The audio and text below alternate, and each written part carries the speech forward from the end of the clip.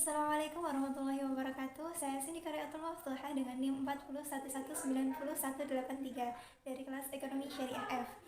Pada kesempatan kali ini, saya akan menjelaskan mengenai faktor yang membuat datangnya turis ke Indonesia dan faktor sosial yang mempengaruhi kegiatan ekonomi.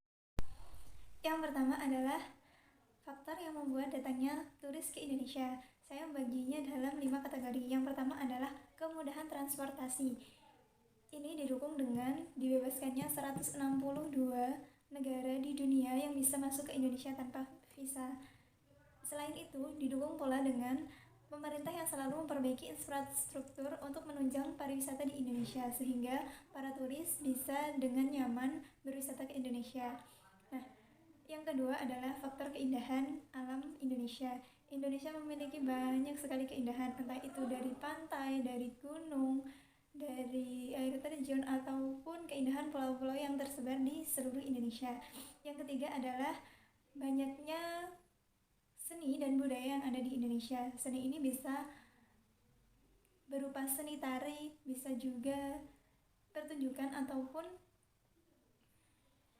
kesenian lainnya seperti bentuk-bentuk rumah adat yang berbeda. Indonesia pun dikenal dengan lebih dari puluhan suku yang memiliki masing-masing rumah adat, pakaian adat, dan senjata adat, juga kesenian tradisional di setiap suku tersebut. Hal ini menyebabkan banyak wisatawan yang tertarik untuk datang dan mempelajari kesenian-kesenian yang ada di Indonesia.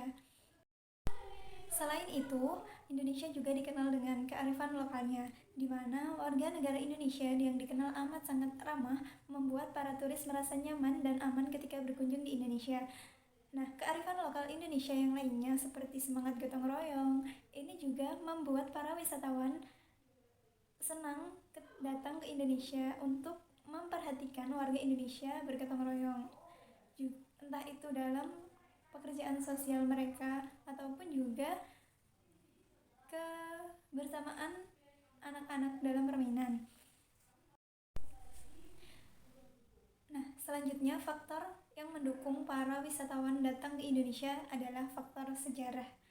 Di Indonesia, karena dulunya adalah negara kerajaan yang amat sangat besar di Asia, membuat Indonesia memiliki banyak sekali situs prasejarah seperti Candi Borobudur, Candi Prambanan, ataupun candi-candi yang lainnya. Selain itu, selain dari masa kerajaan, Indonesia juga pernah dijajah oleh Belanda ataupun negara lainnya dan meninggalkan situs seperti benteng ataupun kota-kota tua yang sekarang menjadi daya tarik wisatawan untuk datang ke Indonesia.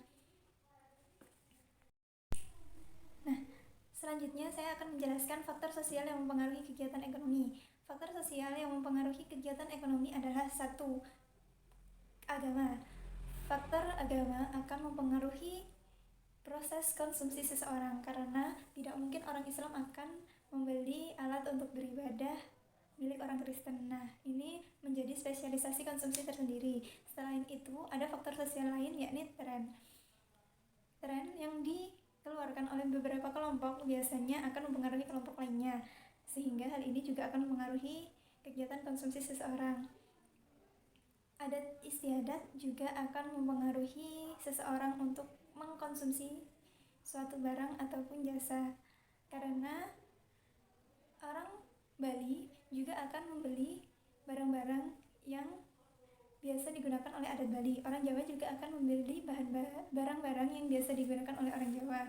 Tapi tidak menutup kemungkinan jika orang Bali membeli sesuatu yang biasa digunakan oleh orang Jawa, tapi itu sangat kecil kemungkinannya.